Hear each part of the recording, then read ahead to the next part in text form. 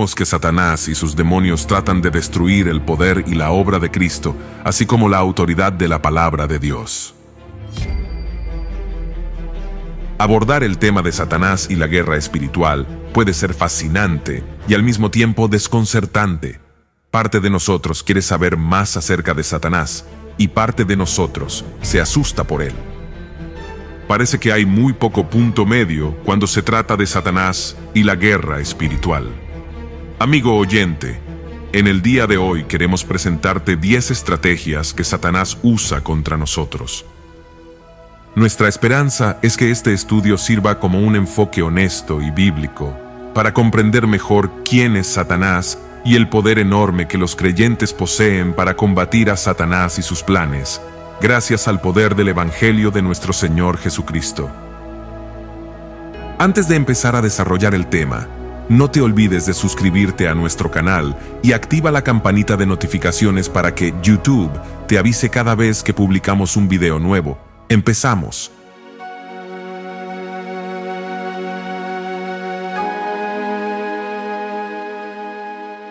Amigo oyente, para que Satanás no tome ventaja sobre nosotros, pues no ignoramos sus planes. En 2 de Corintios capítulo 2, versículo 11 dice: para que Satanás no gane ventaja alguna sobre nosotros, pues no ignoramos sus maquinaciones. Uno de los hechos más alarmantes acerca de la vida es que todos los seres humanos tenemos un enemigo sobrenatural cuyo objetivo es usar el dolor y el placer para hacernos ciegos, tontos y miserables para siempre.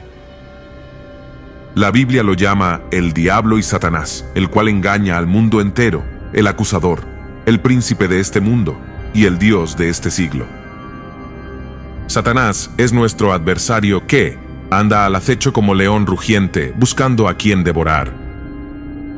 Sin embargo, en la servidumbre más atroz e inconsciente, todo el mundo voluntariamente sigue el príncipe de la potestad del aire, el espíritu que ahora opera en los hijos de desobediencia, tal como alude en Efesios capítulo 2 versículo 2. En los cuales anduvisteis en otro tiempo, siguiendo la corriente de este mundo, conforme al príncipe de la potestad del aire, el espíritu que ahora opera en los hijos de desobediencia. En su mayor éxito, sus súbditos sin darse cuenta marchan a la destrucción y él se lleva a tantos como pueda. La buena batalla de la fe incluye la resistencia diaria ante este enemigo, la negación diaria de darle cualquier oportunidad y la lucha diaria en contra de sus maquinaciones. Dios es soberano sobre Satanás. El diablo no tiene toda libertad en este mundo. Él está atado con una correa para que no pueda hacer más que lo que Dios le permite. En efecto, él debe obtener permiso, como en el caso de Simón Pedro, donde Jesús le revela: Simón, Simón, he aquí Satanás os ha pedido para zarandearos como a trigo. Jesús estaba consciente de la gran guerra espiritual que se libraba tras bambalinas. Sin duda, Pedro no tenía conocimiento de que Satanás os ha pedido para zarandearos como a trigo. Satanás quería aplastar y derrotar a Pedro. Aparentemente, Satanás quería hacer mucho más en contra de Pedro de lo que el Señor permitiría. Satanás no podía hacer todo lo que quería en contra de Pedro, pero tenía que pedirle permiso a Dios. Tal como también podemos ver con Job, y Jehová dijo a Satanás: he aquí, él está en tu mano, mas guarda su vida. Así que, evidentemente, Dios ve el papel continuo de Satanás como esencial para sus propósitos en el mundo, ya que, si Dios hubiera querido, Satanás sería arrojado al lago de fuego ahora, en lugar de al final de los tiempos. En Apocalipsis capítulo 20, versículo 10, leemos lo siguiente: y el diablo que los engañaba fue lanzado en el lago de fuego y azufre, donde estaban la bestia y el falso profeta, y serán atormentados día y noche por los siglos de los siglos. Amigo oyente, la derrota completa de Satanás se acerca y es segura, pero no todavía. Dios tiene la intención de que parte de nuestra preparación para el cielo sea una vida de guerra contra el infierno. En 1 de Timoteo, capítulo 1, versículo 18. Él lo llama una buena milicia. El enfoque no es la palabra profética que Timoteo había escuchado en el pasado. El enfoque era la batalla que se encontraba frente a él en ese momento, donde él debe militar la buena milicia, que es pelear la buena batalla. Timoteo tenía un trabajo frente a él, y era ir a la batalla. No iba a ser fácil, ni cómodo, ni libre de preocupaciones. Tenía que aproximarse al trabajo que Pablo le había dejado en Éfeso, así como un soldado se aproxima a la batalla. Esto le dio otra razón a Timoteo para permanecer en Éfeso. Él debía sentir la responsabilidad de quedarse cuando sintiera ganas de irse, porque era como un soldado en batalla, que no puede abandonar su puesto. Por tanto, esta es la buena batalla. Es buena no porque nos puedan matar, que podría ocurrir, sino porque estas luchas refinan el oro de nuestra fe en la vida y la muerte. Dios es el gran general en esta guerra. Él nos ha dado el intercomunicador de la oración para pedir ayuda. En Efesios capítulo 6, versículos 17 y 18 dice: «Y tomad el yelmo de la salvación y la espada del Espíritu, que es la palabra de Dios, orando en todo tiempo con toda oración y súplica en el Espíritu, y velando en ello con toda perseverancia y súplica por todos los santos». La idea es todo tipo de oración u oración sobre oración. Debemos usar todo tipo de oración que se nos ocurra. Oración en grupo, oración individual, oración en silencio, oración a gritos, oración caminando, oración de rodillas, oración elocuente, oración con gemidos, oración constante, oración ferviente, solo ora. Podemos decir que es a través de la oración que la fuerza espiritual y la armadura de Dios entran en acción. En teoría, el cristiano que no ora puede ser fuerte y llevar toda la armadura, pero nunca logra nada porque no va a la batalla a través de la oración. Amigo oyente, Dios ve detrás de las líneas enemigas y sabe exactamente las estrategias que se utilizan contra nosotros. Nos ha escrito un manual de tiempos de guerra para que Satanás no tome ventaja sobre nosotros. La razón de esto es, pues no ignoramos sus maquinaciones. Dicho esto, empezamos con nuestro estudio sobre las 10 estrategias de Satanás. Si necesita un repaso de lo que las maquinaciones son, aquí está un resumen. Que Dios le haga un poderoso guerrero. Él adiestra sus manos para la guerra y sus dedos para la batalla. Así que veamos. Número 1.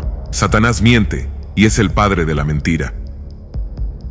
Cuando habla mentira, habla de su propia naturaleza, porque es mentiroso y el padre de la mentira. La primera vez que Satanás aparece en la Biblia en Génesis capítulo 3, las primeras palabras de sus labios son de sospecha a la verdad. Con que Dios os ha dicho, no comeréis de ningún árbol del huerto. Y las segundas palabras de sus labios son una mentira sutil. Ciertamente no moriréis. En Juan capítulo 8 versículo 44 dice: Vosotros sois de vuestro padre el diablo, y los deseos de vuestro padre queréis hacer. Él ha sido homicida desde el principio, y no ha permanecido en la verdad, porque no hay verdad en él. Cuando habla mentira, de suyo habla, porque es mentiroso y padre de mentira. Jesús nos da un poco de información acerca del carácter de Satanás. La mentira es fundamental en el carácter del diablo, y él es el engañador más peligroso de todos, el engañador que se ha engañado a sí mismo. Número 2. Él ciega la mente de los incrédulos. En 2 de Corintios capítulo 4 versículo 4 dice: en los cuales el Dios de este siglo cegó el entendimiento de los incrédulos, para que no les resplandezca la luz del evangelio de la gloria de Cristo, el cual es la imagen de Dios. No significa que son víctimas inocentes de la obra de ceguera de Satanás. El trabajo de Satanás sobre ellos no es la única razón de que estén ciegos. En Juan capítulo 3, versículo 19 dice: y esta es la condenación, que la luz vino al mundo, y los hombres amaron más las tinieblas que la luz, porque sus obras eran malas. Por supuesto, aunque los hombres aman las tinieblas y eligen las tinieblas, Satanás persiste en trabajar duro para mantenerlos ciegos al glorioso evangelio de la luz y la salvación en Jesús. También señalamos que es en el entendimiento del incrédulo el que está cegado. Satanás también obra en el corazón y la emoción del perdido, pero su principal campo de batalla es el entendimiento. ¿Podemos ver la estrategia de Satanás trabajando duro para hacer a las personas pensar menos, aprender menos y utilizar menos su entendimiento? Este también es el motivo por el que Dios ha elegido la palabra para transmitir el Evangelio, porque la palabra toca nuestro entendimiento y puede tocar el entendimiento que el Dios de este siglo cegó. Número 3. Él se disfraza con trajes de luz y justicia. En 2 de Corintios capítulo 11 versículos 13 y 15, Pablo dice: Porque estos son falsos apóstoles, obreros fraudulentos, que se disfrazan como apóstoles de Cristo. Y no es maravilla, porque el mismo Satanás se disfraza como ángel de luz. Así que no es extraño si también sus ministros se disfrazan como ministros de justicia, cuyo fin será conforme a sus obras. En otras palabras, Satanás tiene sirvientes que profesan verdad suficiente para unirse a la iglesia y desde el interior enseñar lo que Pablo llama doctrinas de demonios. Jesús dice que son como lobos con piel de oveja. En Hechos capítulo 20, versículo 29 dice que no perdonan al rebaño, sino que alejan a la gente para destrucción. Amigo oyente, sin el don de discernimiento de Dios, nuestro amor será llevado a la tontería. Número 4. Satanás hace señales y maravillas. En 2 de Tesalonicenses capítulo 2, versículo 9 dice: Inicuo cuyo advenimiento es por obra de Satanás, con gran poder y señales y prodigios mentirosos. Algunas personas dicen que Satanás solo puede falsificar milagros. Lo dudo, e incluso si es verdad, su falsificación va a ser lo suficientemente buena para parecer real a casi todo el mundo. Una de las razones por las que dudo que Satanás solo puede fingir sus milagros es que en Mateo capítulo 24, versículo 24, Jesús describe los últimos días de esta manera: Porque se levantarán falsos cristos y falsos profetas y harán grandes señales y prodigios, de tal manera que engañarán, si fuere posible, aún a los escogidos. No hay ningún indicio de que estas señales y maravillas sean trucos. Amigo oyente, deja que tu confianza se base en algo mucho más profundo que cualquier supuesta incapacidad de Satanás para hacer señales y maravillas. Las verdaderas señales y maravillas al servicio de afirmaciones anticristianas no prueban nada, incluso cuando se hacen en el nombre de Jesús. En Mateo capítulo 7, versículo 22 y 23 dice: Muchos me dirán en aquel día: Señor, Señor, ¿no profetizamos en tu nombre? Y en tu nombre echamos fuera demonios, y en tu nombre hicimos muchos milagros. Y entonces les declararé: Nunca os conocí, apartaos de mí, hacedores de maldad. El problema no era que las señales y maravillas no fueran reales, sino que estaban al servicio del pecado. Número 5. Satanás tienta a la gente a pecar. Esto es lo que hizo sin éxito con Jesús en el desierto. Quería que abandonara el camino del sufrimiento y obediencia. Esto es lo que hizo con éxito en Judas Iscariote en las últimas horas de la vida de Jesús. En 2 de Corintios capítulo 11, versículo 3, Pablo advierte en contra de esto a todos los creyentes. Pero temo que como la serpiente con su astucia engañó a Eva, vuestros sentidos sean de alguna manera extraviados de la sincera fidelidad a Cristo. Pablo entendía que el engaño de Satanás a Eva en el jardín del Edén es un buen ejemplo de las tácticas engañosas de Satanás. Su mentira hacia Eva, no moriréis, estaba rodeada de medias verdades y de engaños tentadores. Los corintios cristianos eran retados por la decepción del triunfalismo, porque estaba envuelta en la verdad de la vida triunfante que vivimos en Cristo Jesús. La mentira de Satanás a Eva hace recordar las palabras de Tennyson: una mentira que es totalmente incierta puede ser hallada y combatida abiertamente, pero una mentira que es parcialmente verdad es un asunto más difícil de combatir. Número 6. Satanás arranca la palabra de Dios del corazón de la gente y ahoga la fe. Jesús contó la parábola del sembrador en Marcos. En ella, la semilla de la palabra de Dios se siembra, y algunas semillas caen en el camino, y las aves rápidamente las toman. Se explica en el verso 15 del capítulo 5 del Evangelio de Marcos. Viene Satanás y quita la palabra que se sembró en sus corazones. Satanás arrebata la palabra porque odia la fe que produce la palabra. Pablo expresa su preocupación por la fe de los tesalonicenses así: por lo cual también yo, no pudiendo soportar más, envié para informarme de vuestra fe, no sea que os hubiese tentado el tentador, y que nuestro trabajo resultase en vano. Pablo sabía que el designio de Satanás era ahogar la fe de las personas que han oído la palabra de Dios. Él reconoció que el tentador, este es, Satanás, quería sacar provecho de esta temporada de sufrimiento. Como en el caso de Job, Satanás quería tentar a los tesalonicenses a que desistieran de Dios. Si la fe de los tesalonicenses flaqueaba, Pablo consideraría que su trabajo entre ellos había sido en vano. En la parábola del sembrador, Jesús describió a la semilla que se secó bajo el calor de las pruebas. Si los tesalonicenses se secaban, del arduo trabajo de Pablo como sembrador entre ellos no hubiera nacido cosecha. Número 7. Satanás causa algunas enfermedades y dolencias. Jesús sanó una vez a una mujer que estaba encorvada y no podía enderezarse. Cuando algunos lo criticaron por hacer eso un sábado, dijo: «Y a esta hija de Abraham, que Satanás había atado 18 años, ¿no se le debía desatar de esta ligadura en el día de reposo?». Jesús vio a Satanás como el que había causado esta enfermedad.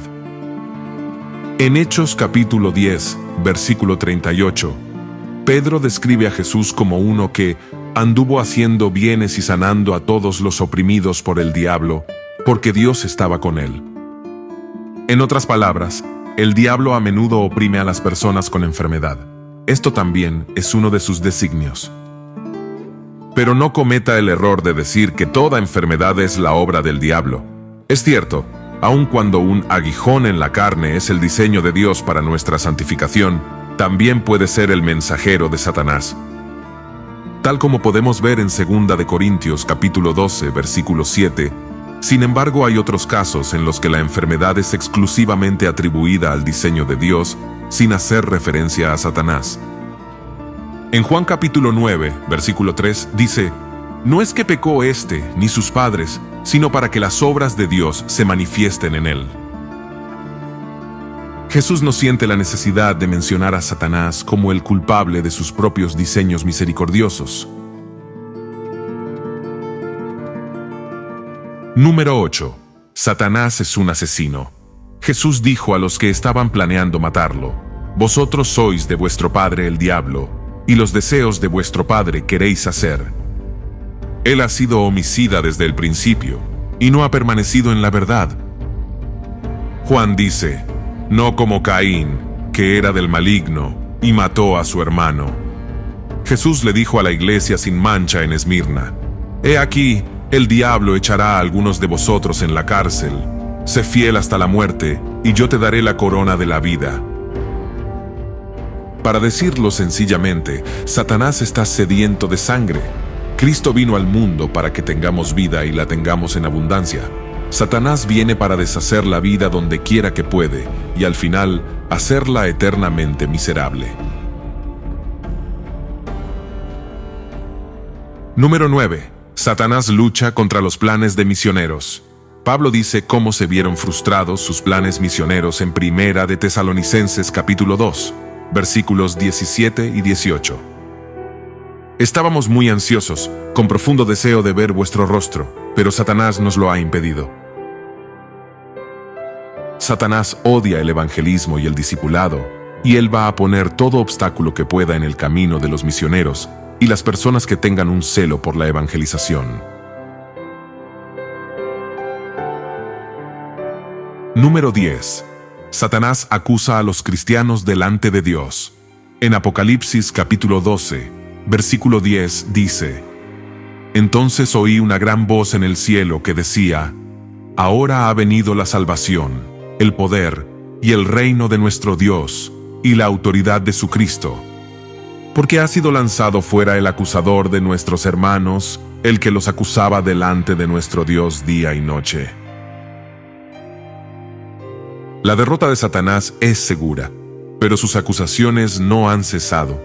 Es lo mismo con nosotros como lo fue con Job. Satanás le dice a Dios sobre nosotros: en realidad no te aman, aman tus beneficios.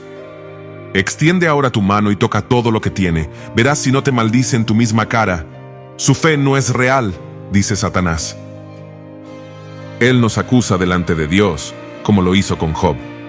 Pero es una cosa gloriosa que los seguidores de Jesús tienen un abogado que vive perpetuamente para interceder por ellos.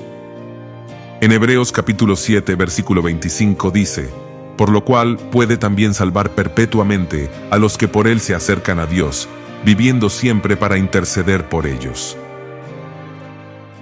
No hay manera de enfrentar las acusaciones de Satanás y evitar la culpa si no es descansando en la obra de la cruz y en la sangre del Cordero.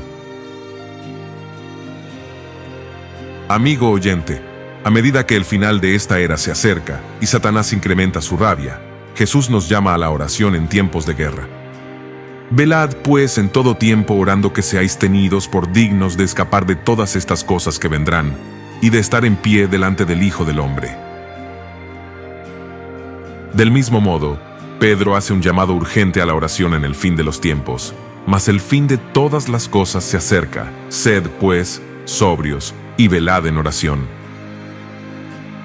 La pregunta no es si usted quiere estar en esta guerra, todo el mundo está en ella, o bien somos vencidos por el diablo y seguimos al príncipe de la potestad del aire, o resistimos y salimos victoriosos en el nombre del Señor Jesucristo. El apóstol Pedro nos anima con estas palabras: al cual resistid firmes en la fe, sabiendo que los mismos padecimientos se van cumpliendo en vuestros hermanos en todo el mundo. Los seguidores de Cristo deben recordar que nuestra lucha no es contra seres humanos, sino contra poderes, contra autoridades, contra potestades que dominan este mundo de tinieblas, contra fuerzas espirituales malignas en las regiones celestes. Mi estimado oyente, no hay zona neutral, ya sea que triunfas por la sangre del Cordero y la palabra de su testimonio, o eres esclavizado por Satanás. Recordemos lo que dijo el apóstol Pablo: tú, pues, sufre penalidades como buen soldado de Jesucristo. Por lo tanto, suframos penalidades como buenos soldados de Jesucristo. Peleemos la buena batalla, orando sin cesar.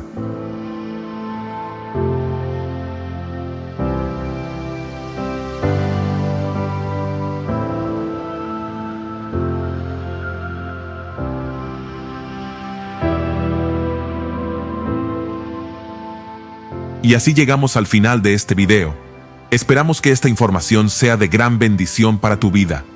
Gracias por ser parte de nuestro canal. Dios te bendiga grandemente. Y sin más que decir, ahora me despido, y conmigo será hasta un próximo video.